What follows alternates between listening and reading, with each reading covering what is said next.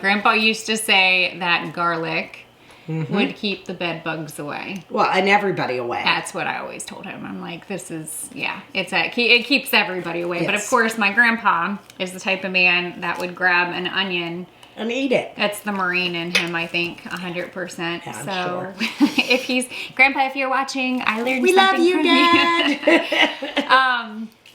Today we have, well, hold on for a minute. Yeah, Hello. I know. Hi. Welcome back to the Honeystead. My name is Kaylee. This is my mama, also AKA Mama Honeystead. Bridget, yes, too. She does have a name. I know. It's weird. It's weird for me to say.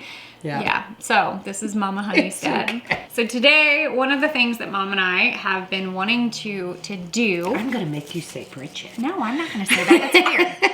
I have a beautiful friend named Tanya. She has a Instagram and Facebook called the Wild Carrot Farmstead. And cute. I know, I love her. She is just as amazing in person as she is on the medias. But I came across her website because I ordered a whole bunch of her goat milk soap. And nice. I ordered her, she made this beautiful like anointing oil. Yes. It smells delicious. But the one thing that I was really excited that she had was black fermented garlic, which I shared with Mom. Yeah. And here, you want one? If you haven't tried this before, I just brushed my teeth. Really? You can always brush your teeth. But black fermented garlic, it looks exactly like that. It is black fermented garlic. And this is a project that both my mom and I have been planning on trying to figure out. Like, we've been looking at a few different recipes. I think we're going to try the slow cooker. But there's also a dehydrator. Yeah, there was a couple that we saw. We saw some that they put them in the jar and put them in either a slow cooker or maybe a rice cooker or something. So to me, this smells like it smells salty. The only way I can say it. It smells like oh, so good. It smells salty, but it tastes sweet. Yeah, it has like a date. I think it tastes like a date. Well, if you like gummy bears or like the gummy, it is gummy. It's gummy like that. I've seen people spread it on crackers and like add it on top of salad. I've seen. I was going to say cheese. I would be able to eat that on some big, thick, crusty bread, and maybe with a salad, or it's amazing. Yeah, I don't know how to explain it. Can I eat this whole thing? That was mine. It's okay, I'm sorry. Sorry. I'll share. Now, look, I'm going to go know. And it's not, you know what? I do want to say this. Like, garlic in the raw, very pungent on your hands. Yeah. Very strong. This is different. It's sweet. It is. And if you've ever roasted garlic in your, in your meal, yeah. In a meal, like roasting with vegetables or meat or whatever, the garlic and the onion combination, you know that they change. They become sweet. Yeah. So this, delicious. It is really good. So that is one goal that we are going to start. And it's probably, from everything that I've looked, there's quicker methods, there's slower methods. I'm okay doing the low and slow. And letting it happen. We do have an Instapot that's kind of like the communal Instapot, and so we might just allow dedicate it to the black fermented garlic, because we are growing an abundance of garlic. These we did not grow. Aldi's was having a sale on all their organic garlic, so we were like, let's load up. And I even got one I think we're gonna plant. Why not? But something that we also needed to do, let me go find my jar really quick. What's that? The one garlic that we have that I already set up. I want to show them. Okay, I have it. I'm going to go hide. You can, here, peel. I'll be right back. Peel. So, Kaylee, did you tell them what we're getting ready to do? No, it's a surprise. Oh, okay. Well, then you'll have to be patient and wait. In the meantime, if you've got some garlic heads you want to do something with, grab a few heads and peel. that's basically all we're doing to start. So this is all I have left of probably the most delicious way that I enjoy having our garlic, but it is with honey. So we actually do a garlic fermented honey With chicken. with bread. And it literally, Oh, look, it turns black, kind of like the blackened honey. yeah. So our honey, typically we only harvest once a year. I kind of harvest a little bit around like June. We try to do that around June. So we do get some of the darker honey. We have harvested earlier in the season, and the honey color is like really clear and it's beautiful. Oh, the spring honey. Oh, it is so Yes. pretty. But this is typically what our honey looks like. And this is what it looks like after it has fermented the garlic. So it turns black, similar to the and it blackened honey. has, oh my gosh, it is so good. Yes. So Salad dressing. you could add vinegar to Marinade. it. You could turn this into an oxymel if you wanted to. Basting. You could, Barbecue sauce. I was even thinking bacon. Oh. Like glazing bacon. Ooh, or like a focaccia with the herbs and cheese. Yeah, and drizzle it. Oh, Yep. So I think we should have had lunch. we probably should have. So that is the goal today, is we're gonna set up a fermented garlic honey. So how we do this, and obviously you guys can do this at home. Start with garlic. Yeah, you do have to start by peeling the garlic. You don't want to, you almost want to bruise the garlic. And so what that process of bruising the garlic, which is basically just kind of opening up, allowing the juices that are inside to be able to mix with the raw honey. And that is the key trick. You do want a raw honey. You don't want the store-bought honey. You want to make sure it's not been pasteurized. Yeah, correct. So you can use store-bought honey if it is raw, but the wild yeast that is in the raw honey mixed with the juice that's in the garlic is actually going to help kickstart that fermentation process. And so our goal today is to set up at least 2 jars. We'll pour half and half and share that with you guys. So that you're going to need lots of garlic. Not too much, depending on how much you're doing. The process can take a little while. I've seen it, I think the longer it sits, the better.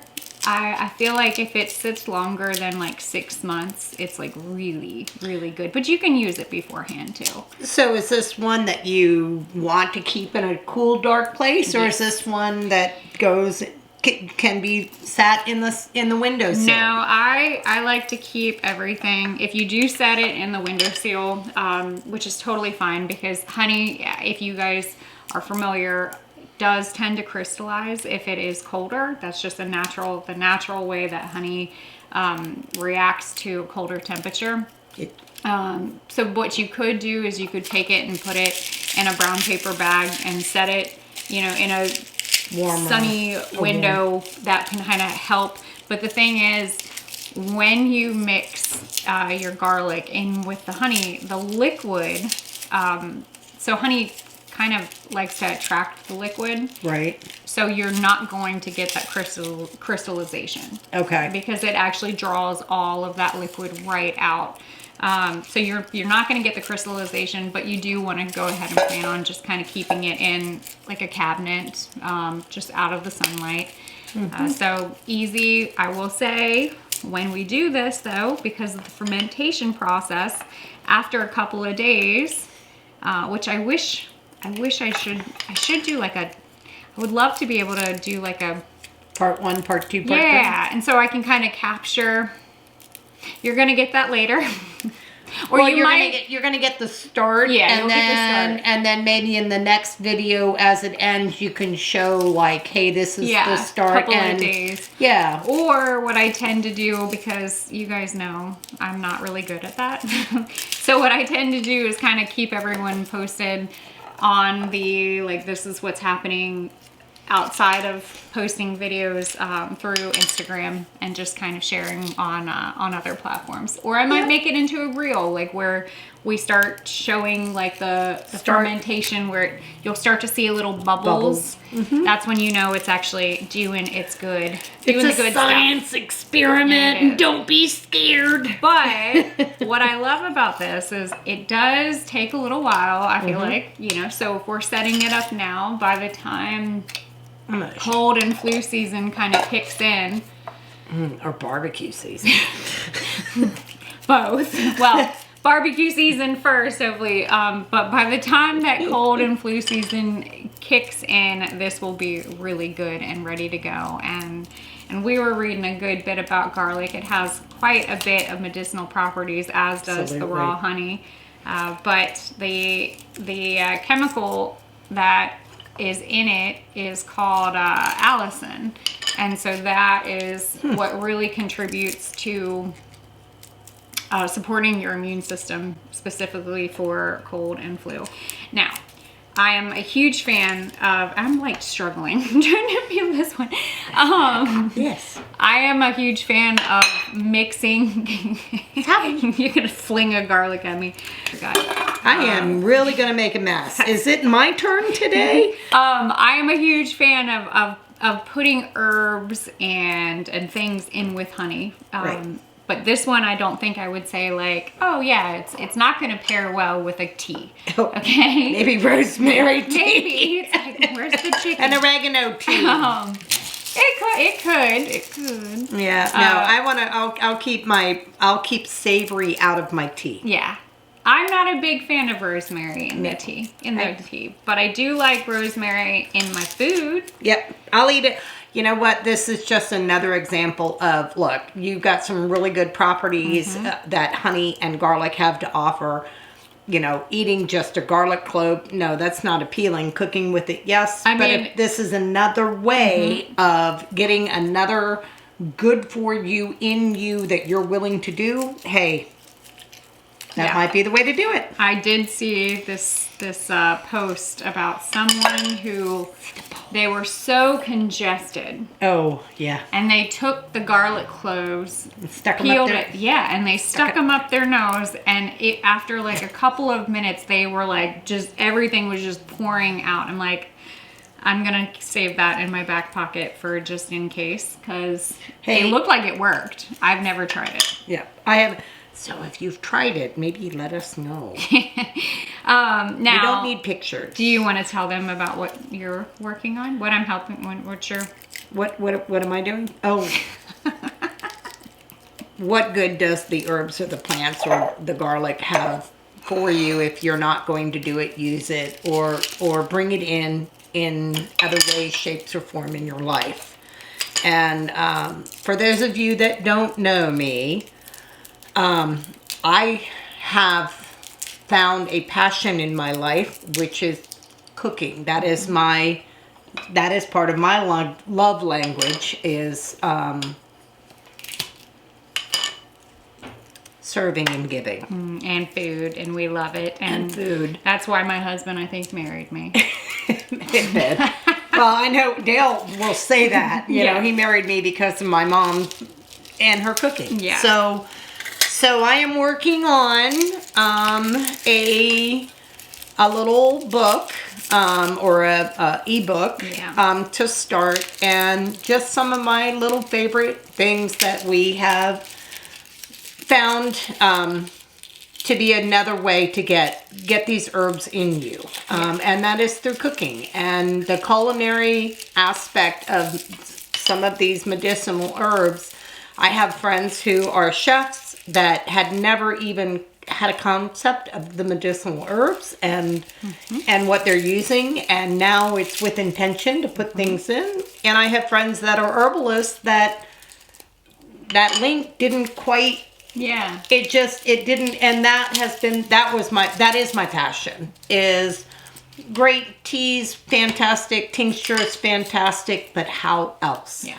And so that's what I'm working on. And Kaylee, there is a love-hate relationship I have with technology. I thought you were going to say there was a love-hate relationship with me. I was like, okay. That's another video. No. No.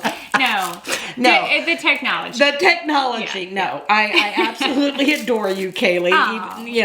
Even though there are times I'm like, no, seriously. I'd like to be able to share the opportunity of using plant medicine in your food and adding it with intention. And I want to dispel some of the, it's so simple. I mean, we were talking about garlic and honey and right there, what else could you do with it? It's just another way to get a plant in. Yeah. And if it tastes good, there's a higher chance you're actually going to do it. And there is something about a good broth, that is a soup is a decoction. Correct. If you are making a broth, that is a decoction. And and I also think too, it's salty tea. It is salty tea. But why is there chicken in it? No. But I think for many people who are so intimidated with herbal medicine, it's like, well, it's not. It's in your kitchen. And that really is where herbal medicine That's your home. Yeah, it is. It's your spice rack. But I think as it comes, we will definitely keep you guys posted on that. But I think this is good. This looks really good. And I smell really garlicky. I've got dropped one. Puppies! No. Although garlic is good for the dogs. It's a wormer, although do your research because there is a size and dog weight that you have to be mindful of. All right. Anyway. I think this looks pretty good. We have gently bruised a lot of these. Or is that enough? We're going to see. Do you fill the jar or go halfway? No, I try to stick with halfway. Okay, so it's kind of like the same thing if you're doing wild crafting. Oh, I just broke it. And I just smushed it. Okay, we're gonna that one we can set aside now. All right, so I have a bowl. I made a mess. Halfway I think is fairly decent. And then all you're gonna do is pour your honey right over top. We're gonna try to set 2 of these up. I might have to get some more honey. This is where a wooden chopstick will come in hand because the key is you want to be able to have all the honey kind of mixed in. That looks good. Yeah, it's gonna be really good. Yep, big old bubble. And let's see. I'm gonna have to get some more honey, I think, for the next one. But it definitely got cold for sure. Well, that's March weather up here. I know. Let me go grab something for you. Yeah. This looks really nice. Do we have a wooden... Do I have a... wooden chopstick? Love a good chopstick. That is one of our favorite tools that we use in the apothecary. And so basically, I try to take and mix all of it. Got a wooden spoon here too. Yeah. I think chopsticks work really good. But you want to get as much of the air bubbles out as possible. And it might take a little bit. Yeah. Might have to come back to it and top it off. Yeah, it's definitely cold. That's okay though. Still good. Yeah, it is really, really good. A lot of people ask oh, how long is it going to be good for? Honey is one of those things that it could be good for a very long time. They'll give you a generic timeline, 6 months to a year, but you know, I've had fermented honey garlic longer than that, and it is totally fine as long as it's kept in a good, safe space. Okay. Now, I'm going to loosely seal the jar. The reason why is because any of the fermentation, the gases, if you don't, yeah, it needs to be able to escape. And then the other thing too, just in case, you might want to put a plate. You might want to store this with a plate underneath of it. You could also too get that special fermentation lid that we have. It's like the it pushes it down. down. No, it has the little opening in it. It's like the silicone one that has a it little burps. Yeah. You can seal this. If you are really good at remembering, but you are going to need to burp it every day. Right. So that's kind of why I leave mine a little bit cracked. And then what I do every day, or if I remember, sometimes I don't remember, but I go ahead and I do seal it, and then I flip it upside down and let it sit. You know, let it sit upside down for a little while until you'll see like the garlic start to fall. After, like here, probably within a couple of hours, you'll start to see it become liquidy, and that's because the honey is pulling out all of the moisture. I keep mine in like my cabinet. We're gonna go ahead and put it underneath. On a plate? Yeah, on a plate underneath. Where's my tray? Now, with this one, this is the one that we have done. This one's a little bit older. So not only is the honey delicious, you don't really have to strain the garlic out. Oops, I just made a mess. It's okay. Taste that one. You've had this before, haven't you? Yeah, I was gonna, here, you don't have to, Okay. Yeah, yeah. This is one of, isn't it delicious? Oh man. It tastes very similar to the blackened garlic. It's sweet. But the texture is a little bit different. It's very good. Oh man. Definitely by far one of my favorite things to do with garlic, and I think it's really versatile, and I know. we smell, but it's delicious. I'm gonna go kiss my husband. He's gonna be like, oh. All right. We got a mess to clean up. We still gotta go ahead and fill another jar, but yeah, as always, don't be afraid to get your hands dirty and learn something old. Absolutely. Bye guys. Bye.